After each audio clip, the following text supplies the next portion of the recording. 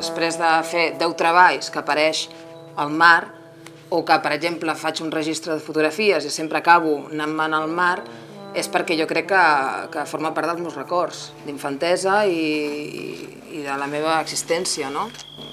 Sempre fas una reflexió de per on vas començar fins on t'has arribat.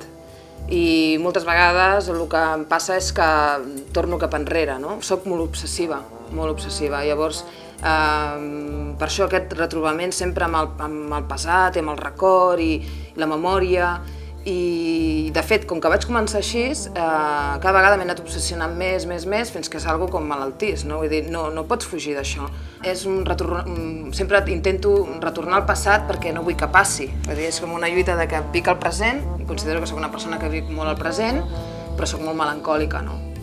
I llavors per això treballo amb imatges melancòliques, per mi el Mediterrani és melancòlic, m'agrada treballar amb les arrels perquè formen part del paisatge mediterrani, vull dir, moltes coses apareixen més per on un ha nascut, les seves pròpies arrels.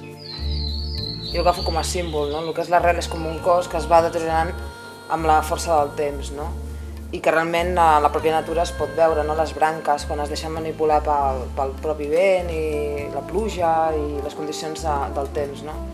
I la vaig col·locar en aquesta espècie de mirall perquè m'interessava molt el reflexe, un altre cop, de l'arrel dins el que és el buit i amb una vitrina de vidre, una mica per protegir aquest moment, aquest instant, i és una forma de capturar-lo,